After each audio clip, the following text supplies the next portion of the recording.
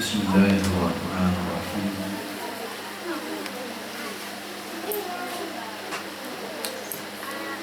أحييكم بتحية الإسلام وهي تحية مباركة، وهي تحية أهل الإيمان،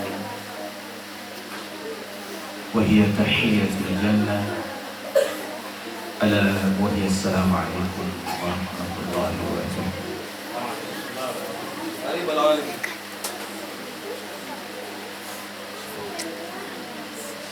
الحمد لله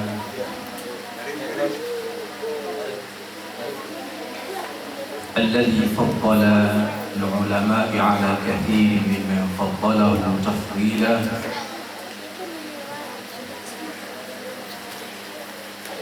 والصلاة والسلام على من قال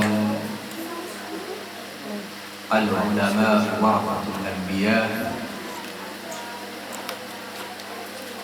وعلى آله وأصحابه الذين قلقت نفوسهم بتأخير الانتصار والنشر دين الإسلام.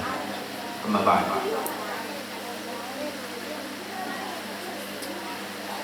baada ya kumshukuru Allah subhanahu wa ta'ala pamoja na kumtakia rahma na amani sahibi al-maqam, kiongozi wa umma ambao leo hii sisi tumekuwa wastaarabu ama pamepatikana ustaarabu kwetu kutokana naye.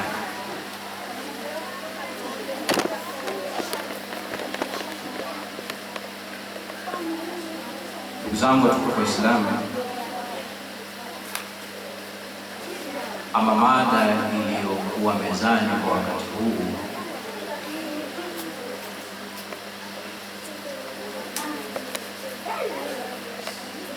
ni taatu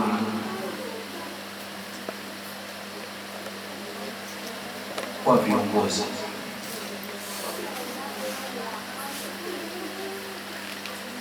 Mashekhe wamenituma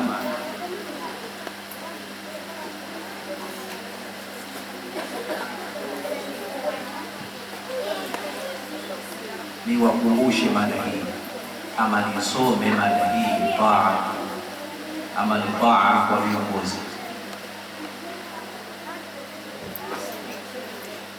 Ndugu zangu katika imani, katika ulimwengu tulionao sasa hivi, sisi Waislamu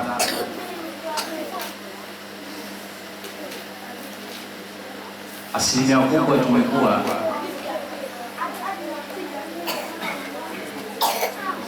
hatuna taa kwa viongozi wetu, na hapa hasa nitalenga viongozi wa kiimani ambao wanaisimamia dini yetu ya Islam.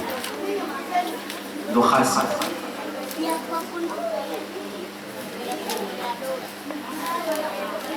hili limepelekea mpaka vizazi vyetu vya sasa hivi navyo vimekuwa vinafuata mkondo, kama vile watu wa Bwana wanasema maji yafuata mkondo. Ndugu zangu katika imani, Mwenyezi Mungu Subhanahu wa Ta'ala anaeleza katika kitabu chake kitukufu, ya ayyuhalladhina amanu atii'u Allah wa atii'u rasul wa ulil amri minkum.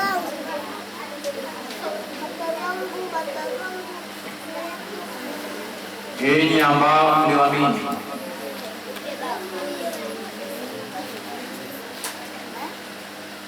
mtiini Allah kwa kufuata awamri, kwa kufuata amri zake na kuacha yale ambayo kwamba aliwakataza kwenu.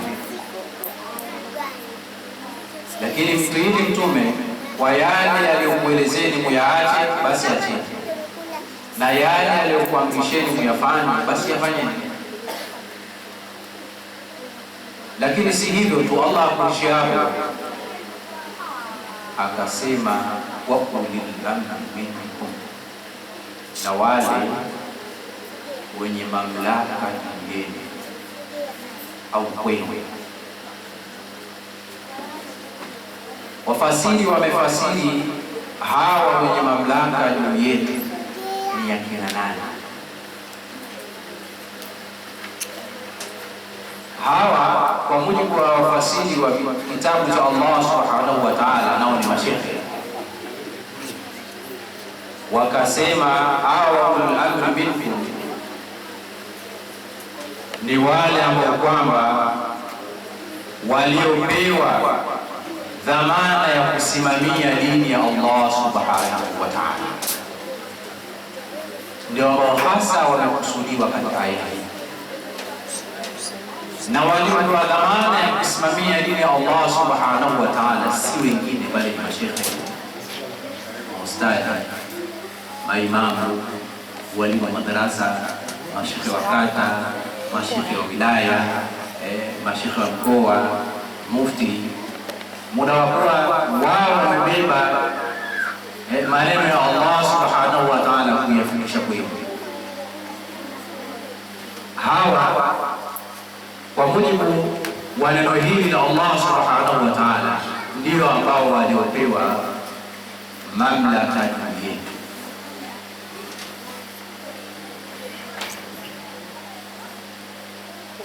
Ndugu zangu katika imani,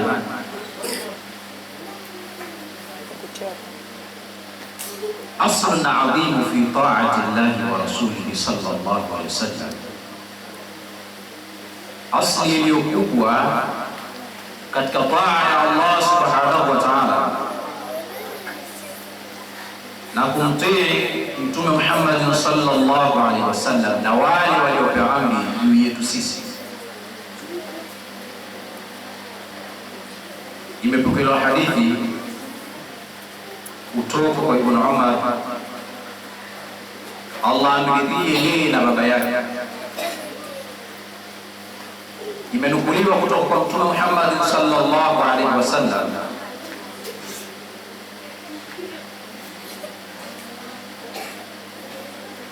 amesema Mtume sallallahu alaihi wasallam juu ya swala hili la ta'atul amir au ta'atul amra, taa kwa viongozi ni wajibu kwa kila mtu aliye Muislamu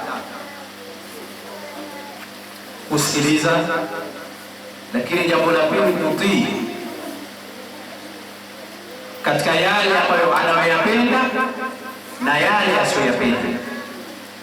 Muda wa kuwa tu mambo hayo hayampelekei yeye kumwasi Allah subhanahu wa ta'ala juu ya viongozi wake.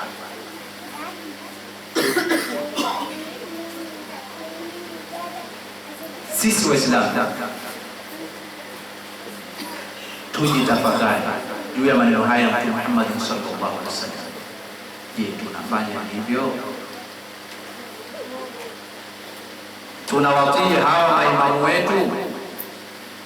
Maana ndio katika watu ambao waliopewa amri juu yetu, waliopewa madaraka na Allah subhanahu wa ta'ala. Muda wa kuwa wamekibeba kitabu cha Allah na muda wa kuwa wamepewa vyeo na Allah subhanahu wa ta'ala kwa ajili ya kutuongoza sisi katika imani. Tunawatii hawa walimu wa madrasa, maana ndio miongoni mwa watu ambao kwamba walio ulul amri minkum, ndo hawa tunasikiliza yale wanayotueleza. Maana kwa mujibu wa Mtume anasema tunatakiwa tuwasikilize na kuwatii katika yale ambayo nafsi zetu zinapenda na yale ambayo nafsi zetu hayapendi. Muda kwa tusi katika mambo ambayo ya kumasi Allah. Leo hii kama Sheikh alivyotangulia kusema katika mada ya kutoa, Sheikh alimshereheshaji anasema mzazi anampeleka kijana wake madrasa, lakini walimu hawaangalii,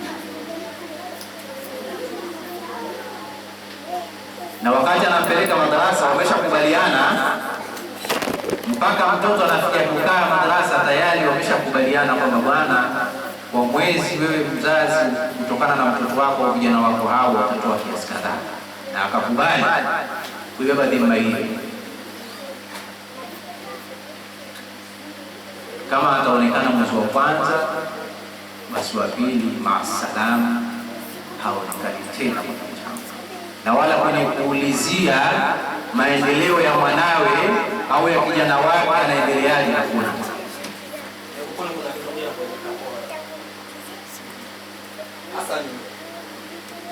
Ukija kwa maimamu wetu ndio mtihani.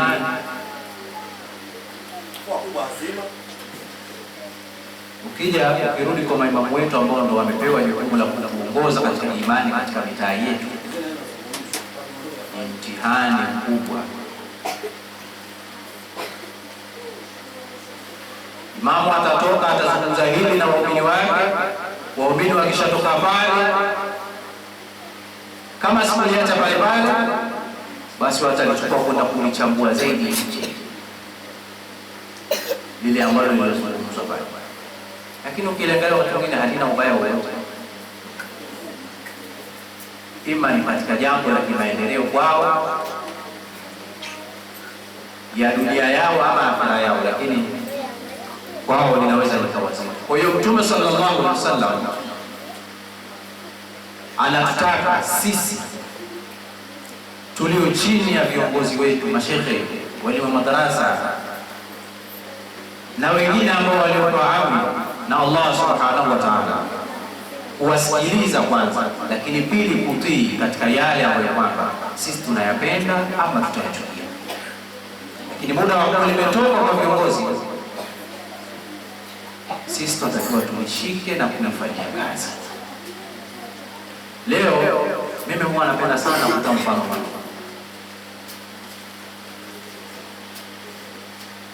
Misikitini mwetu humu tunamwenda kuswali sisi waumini, hasa katika swala za Ijumaa, maana misikiti mingi ya ndani ya umoja haina utaratibu, yani haina ule utaratibu wa kila baada ya swala waumini kutoa sadaka, hakuna, isipokuwa ni Ijumaa. Misikiti ina umeme, misikiti ina maji. Mashehe wanasema ukija msikitini Ijumaa jitahidi walau kwa hatua fulani tuweze kukava hivi vitu. Lakini asafi shadidi, mtu anaenda msikitini Ijumaa, imma pesa ataacha nyumbani ama ataangalia ile pesa yenye thamani ndogo zaidi ndio akaiweka katika mfuko wa peke yake, ili kofia ikipita ama kikapu ikipita ndio aitoe ile iweke katika msikiti. Rudi upande wa pili, japokuwa sipendi sana kufananisha. Rudi upande wa pili kwa wasio Waislamu, angalia wanaowatii viongozi wao katika kuisimamisha dini yao. Waislamu hatuna utaratibu wa kutoa bahasha, lakini upande wa pili wana utaratibu wa kutoa bahasha. Ima mtu ana hali ngumu au ana hali gani hawaangalii, lakini kama ni laki kila baada ya miezi mitatu mtu atajitahidi, atajikakamua, halale njaa, ili ndani ile pesa aipate ifikishe katika kwa kiongozi wake wa dini kwa ajili ya kuendeleza dini yake. Rudi kwa Waislamu ndio mtihani. Wakati mwingine shekhe kama alivyosema,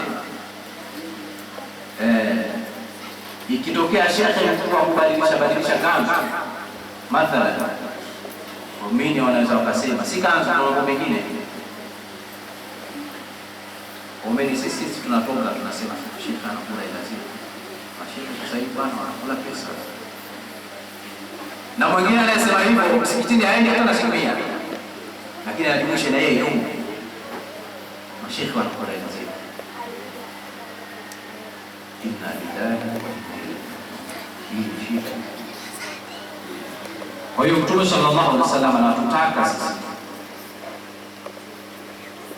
tuwatii viongozi wetu hawa mashekhi katika yale ambayo sisi tunayapenda na tunayachunga.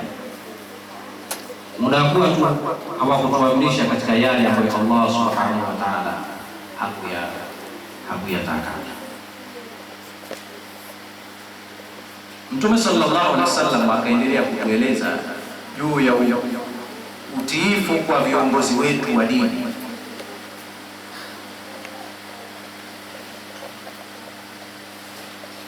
Amesema,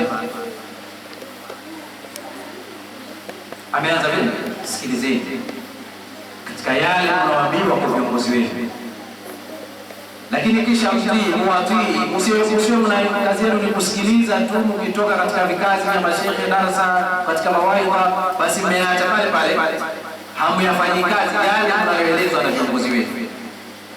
Isiishie hivyo, lakini mutii, muyafuate na kuyafanyia kazi. Mtume akasema hata kama ikitokea, kwa zama hizo alifananisha kwa mja kwa mtu wa Kihabashi, akasema hata kama ikatokea kiongozi wenu amewekwa ni mtumwa wa Kihabashi ambaye kwamba weusi yani ni mweusi kama ilivyokuwa zabibu. Hapa sikana kwamba Mtume ameleta kejeli kwamba watu weusi, ameleta kejeli labda kwa watu weusi, hapana.